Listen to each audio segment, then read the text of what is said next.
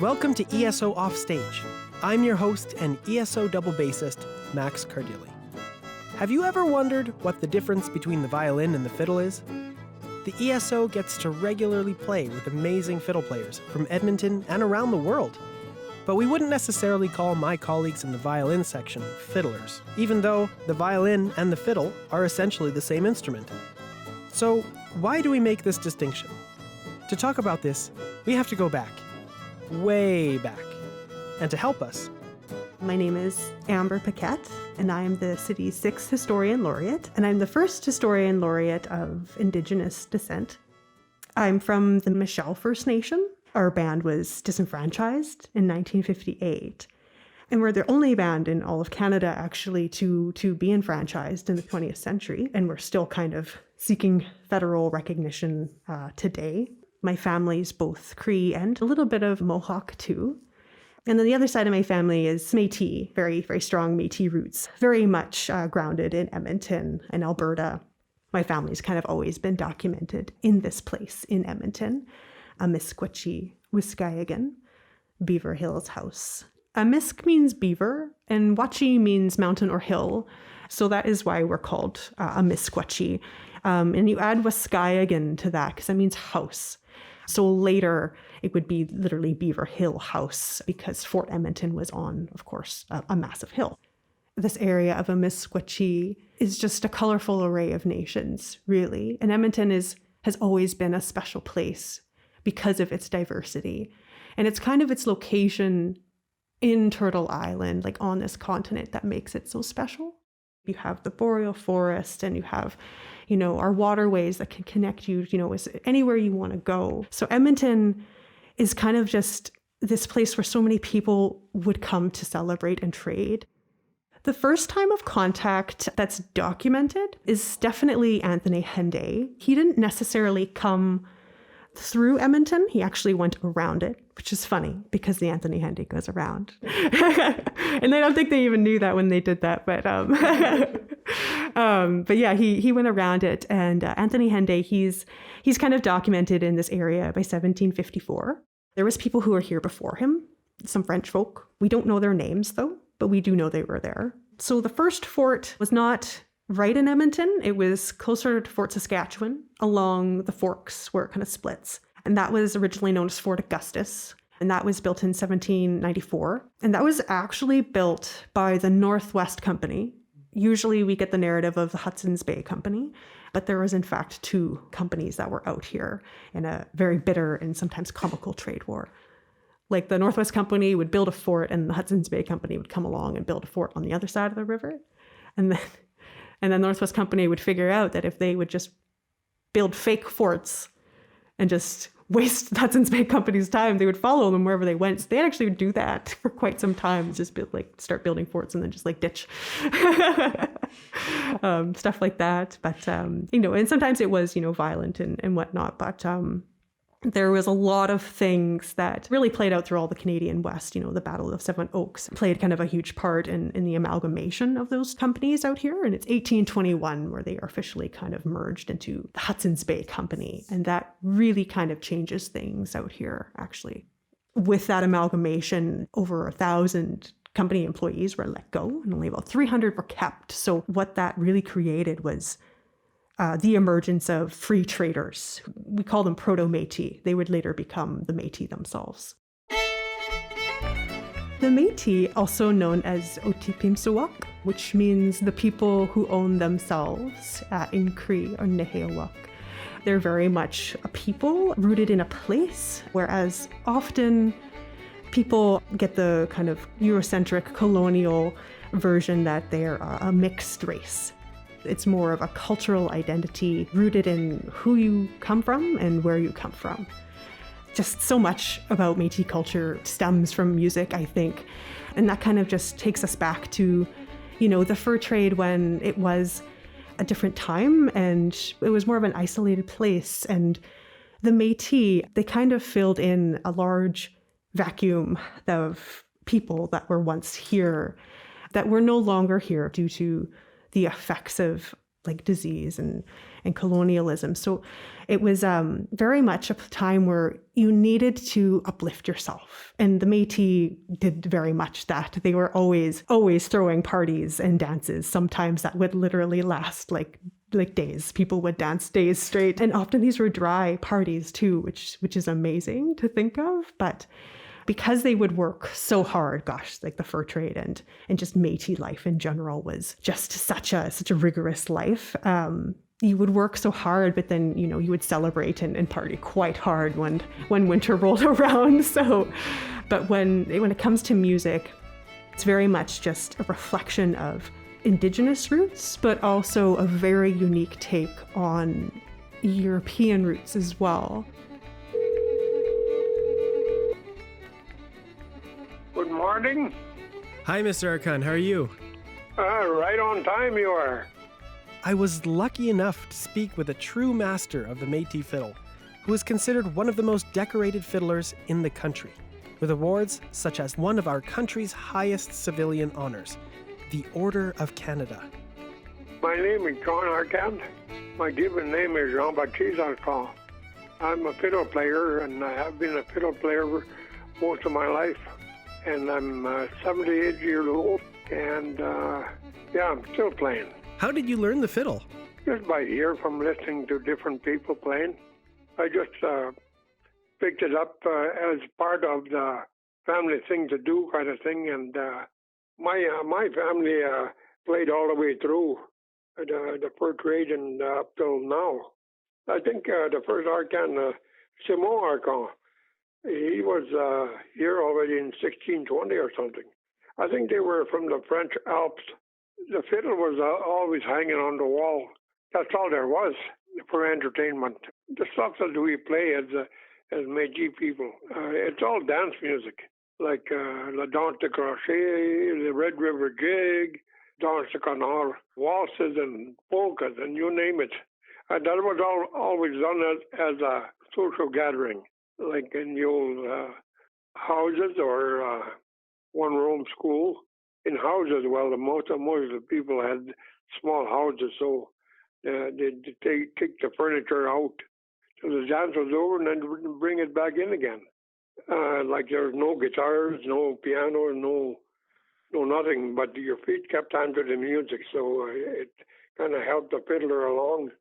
Say, on a square dance, they were really particular on how you played a tune, and if one of the square dancers was late coming home, when they were dancing, they'd add another bar to it. You listen to that music in the car when you're traveling down the road. First thing you know, you're speeding. It speeds up the mind somehow.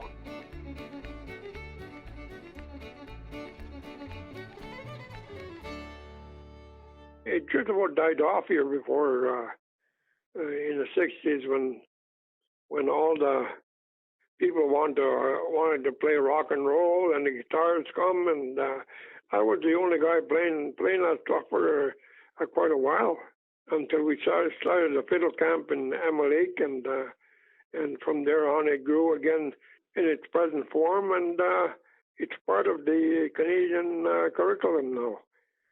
Most people will die with the specific tunes that they never taught anybody.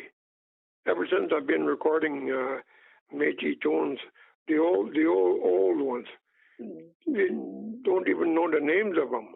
So in my case, when I do record them, we give them numbers or names of the last people that were known to play the tunes. It wasn't until 45 years, I think, after my father died that I recorded these tunes, and I remember every one of them that he used to play, and my grandfather and different people that used to play them tunes. I don't think anybody else even knows they existed. And now all these tunes that we've recorded are in book form, and you can listen to them, you can learn them, you can do anything you want with them. except for the dance part. Now that's missing.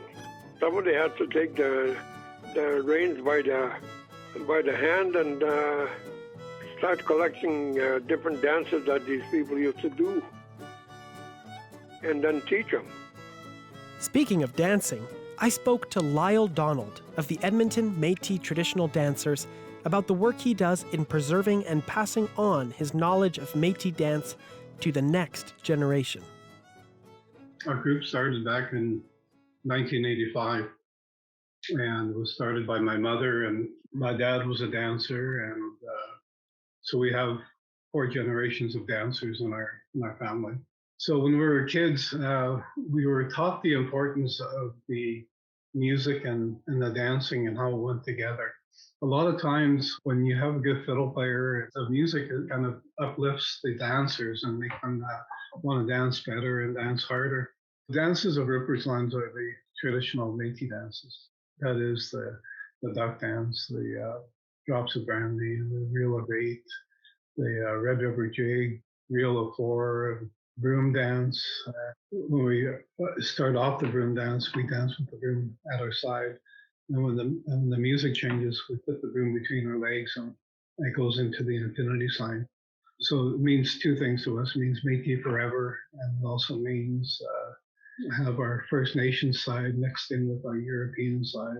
Mostly in the Red River jig and that kind of stuff. That's where you'll see different styles, First Nation styles. And sometimes you'll see fancy dancing.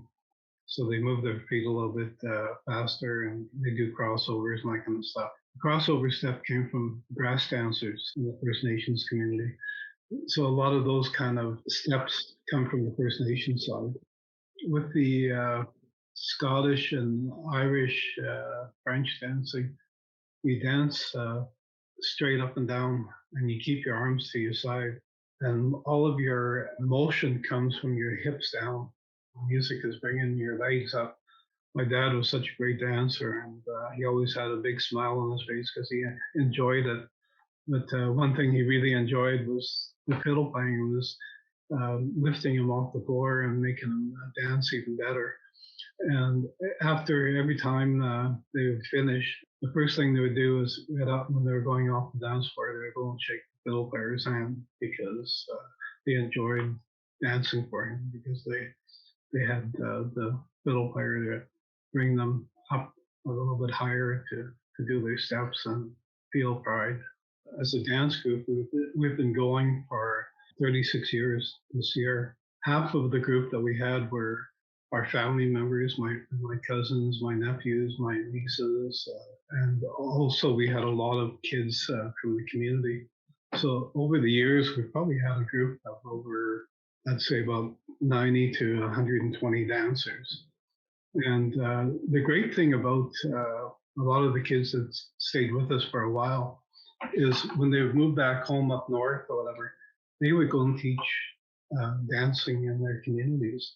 My older son was a great dancer. He was a 8-time Canadian Red River Jig champion. And he reminded me so much of my dad because he always had this big smile on his face too. And then now I see it on my grandchildren and the younger generations that are coming up. It just makes me feel so proud that these guys are great dancers and enjoy it.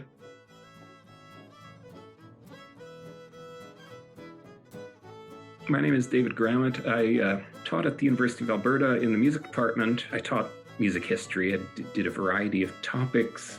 For the last decade or so, I started getting interested in the history of music in early Edmonton.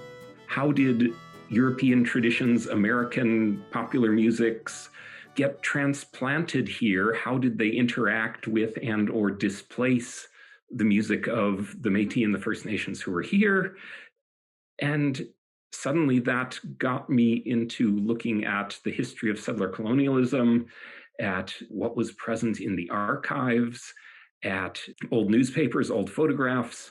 Here are the resources right here. You don't have to go to Europe. You don't have to go around the world to do research. It's right here in the archives. And what can we make of it? The violin as an instrument, it proved remarkably mobile and enormously flexible in Canada in the 19th century. We get accounts of singing and playing voyageurs early on in the 1800s. It becomes part of the cliche of voyageur culture.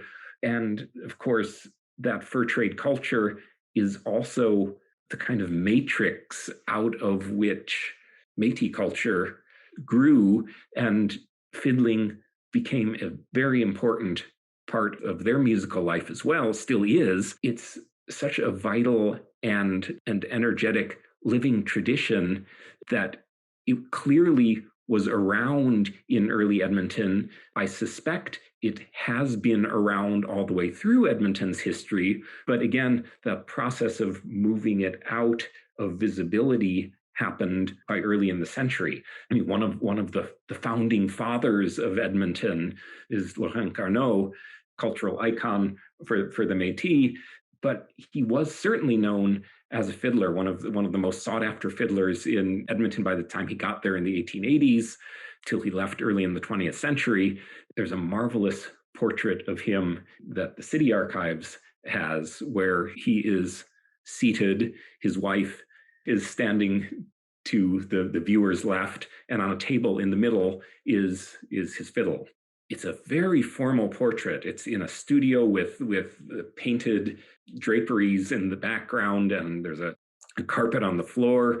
It's clearly meant to convey establishment. He had a fascinating life and clearly learned to negotiate those cultural divides. He wanted to run for the territorial legislature in the 90s, but was forbidden because of that association with Riel, but went on to become a successful businessman and important citizen and participant through his musical activities. One of the pleasures of doing this work was to realize that not all of the U of A campus, but the part of it that the Fine Arts building that houses the music department is on was actually part of Laurent Garneau's homestead. Laurent Garneau was the richest man in Edmonton. There was not a time he could not write a six-figure check. This is a very interesting story, and it's an Edmonton story. He had been writing letters to Louis Riel. They were friends, and the RCMP during the rebellion, they knew of his relationship with Riel, and they knew of the letters. And so one day they came marching up to his house on the hill, and his wife, Eleanor, she was scrubbing laundry in her wash basin, and she saw the redcoats, coming up, and she knew what they were coming for. So she raced inside the house and she grabbed the letters, and she very discreetly and cleverly washed them away in her wash basin as they approached, which very much saved his life. He would have been hung for his associations with Riel. A bishop had to go all the way out to Ottawa to be like, hey, let's not hang this guy because he's not doing anything wrong. You could say that what happened out east was a domino effect throughout the Canadian West. And people had to leave this place. Professor Gramit wrote a really interesting paper called The Transnational History of Settler Colonialism and the Music of the Urban West. At the very beginning, he poses two questions. 1, what role did music play in the settlement of Edmonton? And 2, why should anyone who lives outside that city care? I asked him if he could answer these questions for us. Yeah. How long do you have? I'll take the second one first. Why should anybody care? And briefly, one of the reasons I think it's interesting, besides those of us who grew up in or spent a lot of time and lived in Edmonton, to be interested in your own local history is perfectly natural. But the other part of it is that Edmonton is one of a whole host of cities that grew up as a result of these waves of settlement that worked their way west across North America. Meanwhile, it was happening as well in Australia, New Zealand. South Africa is a related case. This Anglophone settler colonialism that from the late 1700s on into the early part of the 20th century sent enormous numbers of people into places where uniformly, they tried to establish mining, various extractive processes, and built cities to supply them. And also, as a musicologist, what interested me was brought their music with them in various forms. And so the process that happened in Edmonton as it grew from a tiny little place in the 1880s to a city of some 70,000 people just on the brink of World War I happened all over the place, a kind of massive explosive growth of cities doubling in size every few years for a couple of decades. Then they typically would crash because you can't sustain that kind of development for too long, and then gradually find their way back. And in the process, sought to establish a kind of life that was modeled on what they knew, but often figured as improved. What it obscures first and foremost is the presence of others for thousands of years, the idea that people are coming to a virgin land. Western Canada in particular was often called the last best West. That is, one more Western settlement, this time we'll really do it. And city after city developed, huge competition. I mean, we were familiar enough with the competition between Edmonton and Calgary, but that kind of struggle for local predominance happened all over the place. And in fact, music could get involved in that as well, with who has the best band. Can a city develop an orchestra that will sustain itself? When you read accounts of early music in a city, and various people have written these about all kinds of cities, it tends to be a kind of story of progress, how institutions gradually developed. And if First Nations people are mentioned at all, it tends to be, this is the way it was, but very quickly that part of the story is left behind. And what has happened over the last couple of decades is historians in a variety of fields have started looking back at this and looking more carefully at what was going on in the city and recognizing that these people who were here first, in fact, were a part of city life for quite a while, not always recognized, certainly not always treated, in fact, very rarely treated as equals and people with equal rights and a culture to respect, but nonetheless playing a role. Edmonton was a multilingual community for quite a long time where English, French, and Cree were very common languages, and the practices of drumming, fiddling, folk song were all heard pretty regularly, and that continued. But as the city building impulse becomes stronger and the effort to boost Edmonton as a major city in development builds up steam, you get more and more of a kind of Anglophone cultural dominance, writing out these other practices so that you get a sense of rural life and city life, and it's city life and its musical accompaniments and entertainments that get by far the most attention.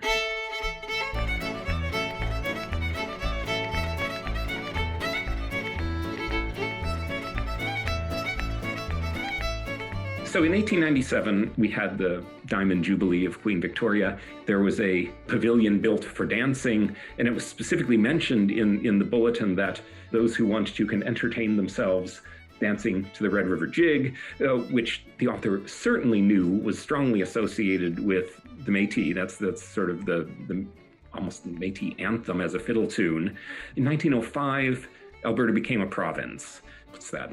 8 years apart. You have two major occasions for celebration. In the meantime, Edmonton had grown considerably, and also it really, really wants to appear sophisticated. There's a grand ball, there's an inaugural concert, there's a parade. There had been a parade in 1897, but this one is bigger and more elaborate. The Governor General comes, the Prime Minister, Wilfrid Laurier, comes, but there is no mention in anything that I ran across, and there's a lot of press coverage of this in a couple of newspapers that exist now by this point in Edmonton. no mention of First Nations participation. The ball in 1905 is a formal Euro-American ball with a dance orchestra. Fiddling is no longer something we want to acknowledge as part of our urban life. And in fact, you find ads for concerts and musical entertainments around that time that say no square dances even. So that sort of rural country music, there will be a revival of it decades later, and it becomes associated with Albertan identity for sure. But at that time, no. Classical music, yes, but also urban popular music. I also asked Professor Gramit if he could shed some light on the age-old question, what really is the difference between the violin and the fiddle? One of the big distinctions is literacy, musical literacy. Fiddling is an oral tradition. There are a couple of pictures of violinists from around the turn of the century. There's one wonderful portrait of a studio that is in the provincial archives now. Professor Chisholm, who was teaching for a couple of years at Alberta College, these very formally dressed pupils ranging in age from maybe 10 years old to in their 20s. And right in the middle next to the teacher is a music stand facing out towards the camera with an open piece of music on it, as if to say, what's distinctive about us is we are string players, we are violinists, we are not fiddlers, we play written music. I've talked to a number of people who are studying the culture of string instruments in Europe and especially England, and they've never seen in the European tradition any pictures like that of studios or performers that so highlight the fact that we want to show the music as what distinguishes us. And I think that's a real sign of what's going on here, that we want to make a distinction between ourselves as urban literate musicians and other practices of fiddling, and establish that boundary. And music is a way of making that kind of cultural boundary.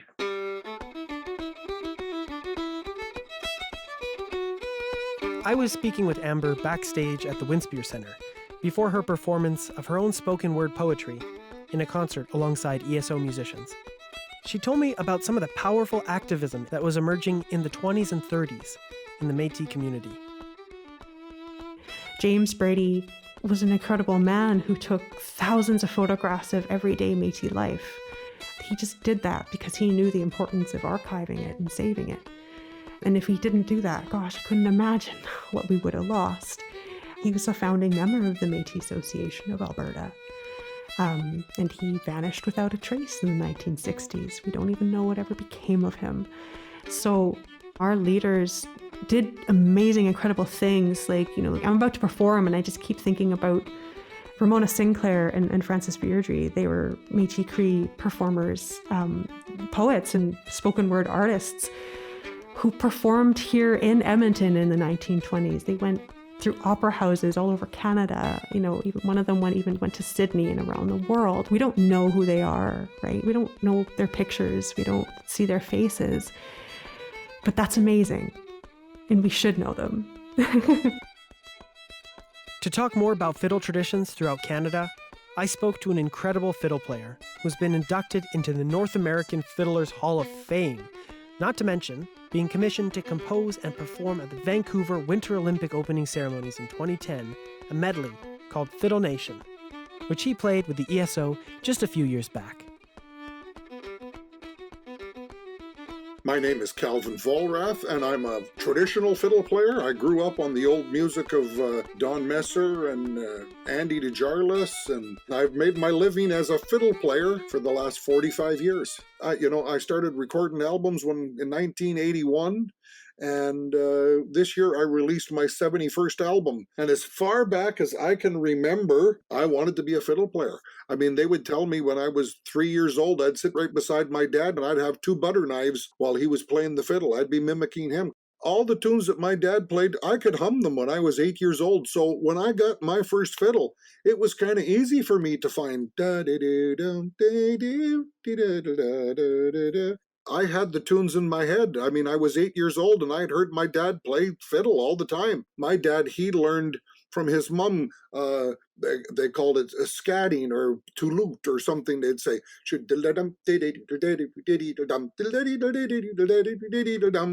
so my dad would play the fiddle from learning from her scatting the tunes.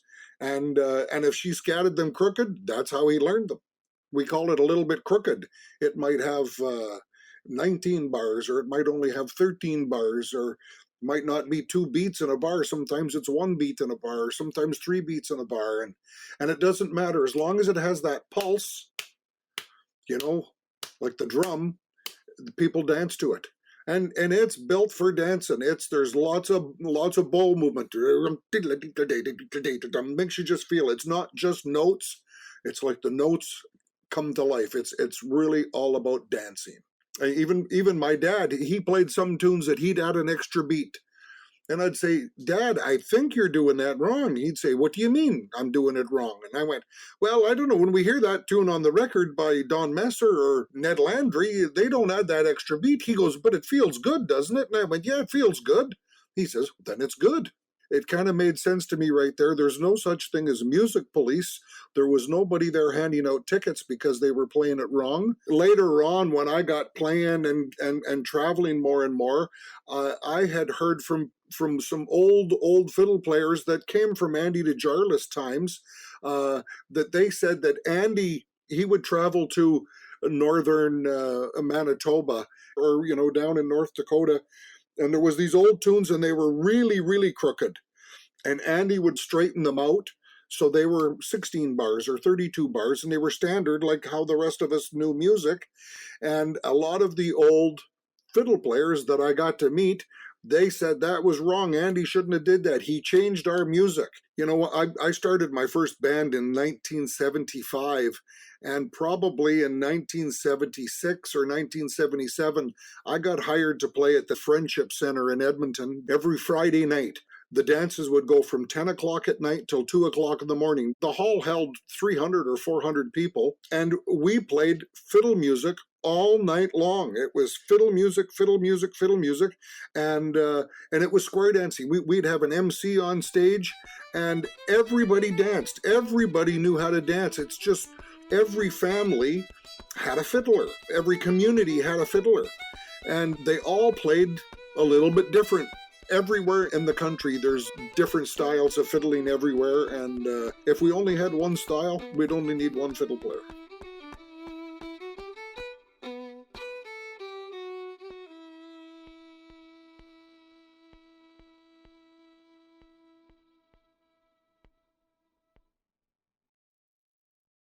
I love hockey, not as much as fiddling though, and music. So music's the best, and then hockey's pretty good. This is Daniel Gervais, 2-time winner of the Canadian Grandmaster Fiddle Championship and regular collaborator with the ESO. He showed me what sort of rhythms make up different fiddle tunes and dances. Here's a waltz from Andy DeJarlis. So 1, 2, 3, 1, 2.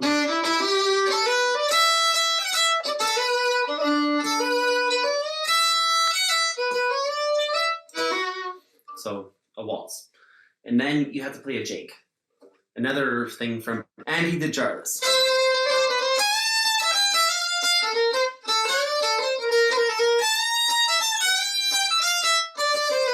One, two, three, four, five, six. 1, 2, 3, 4, 5, 6. Okay?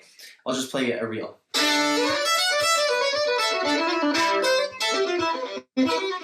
So 1, 2, 1, 2. Yeah. So that's called the Manitoba Special. Count in 4 in your head. So 1, 2, 3.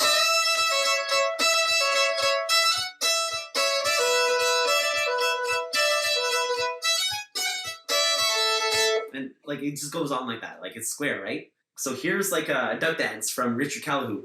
1, 2, 3, 4.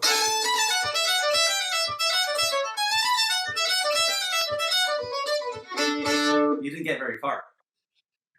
So you can dance to it, but it's not in 4s. It's not in 8s.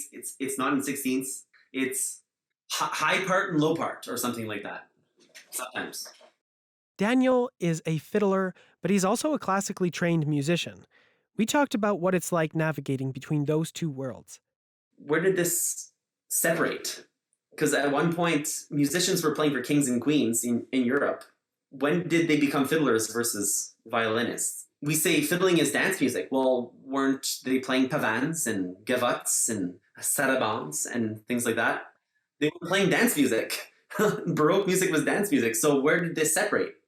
In our day and age, lots of the fiddlers that I know are trained classically. They have like amazing technique, but they also know the culture of how to make a fiddle tune dance. And it's like a question of language, right? Like, I've been in trouble for swinging Mozart.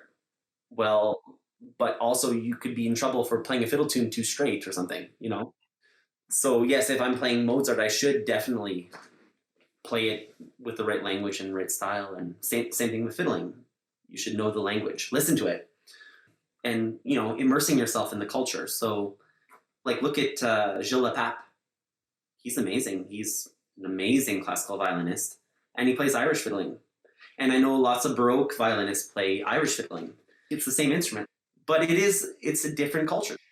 First fiddle camp in Canada, it was in Emma Lake, Saskatchewan, just outside of Prince Albert. It really kind of started the whole culture and the whole movement, because now there's fiddle camps everywhere, it's coast to coast. There was a sense of community, and I think that was really exciting for people. So John Arcand was my first teacher at the fiddle camp in 1997, and we're like good friends still. And I go to his fiddle festival every year, the John Arcand Fiddle Festival. And then Calvin, yeah, for sure, is like one of my biggest mentors and heroes. They're defining Canadian fiddling. I think it was 1974. My dad was taking me to my first fiddle contest that was hosted by the CFCW radio station. And we got to the fiddle contest. There was no kids. I was the only kid. It was kind of like an old-timers game. I was just absolutely shocked. I thought everybody was playing the fiddle. That's all we knew at our house, is we knew fiddle music. And then in 1988 was the very first fiddle camp in Canada, which was held in Emma Lake, Saskatchewan. And I got a call to teach at that. And when they called me, I said, well, no, I can't teach. I don't know what I'm doing. I play by ear. And the guy that was going to run it, his name was Sandy Cameron, he said, hey, I got your records. And he said, you play good. Don't tell me you don't know what you're doing. And he said, well, I was going to offer you this amount of money, and it was really good money, more than I was making playing in a band. And so I said, well, when does it start? I'll be there. So I taught at that first camp in 1988, and fiddle camps have now spawned. I mean, they're everywhere. You know, every province has 2 or 3 fiddle camps, and they all spawn from that Emma Lake camp. And so now the culture of the fiddle, there's so many youngsters playing fiddle today, and that's largely in part, as well, you know, to the fiddle camps and to Natalie McMaster and Ashley McIsaac, who really made it popular. I know Ashley quite well. I'm going to say this is maybe 20 or 25 years ago. He was playing with the Edmonton Symphony Orchestra, and he had everybody in the symphony orchestra playing the spoons with him.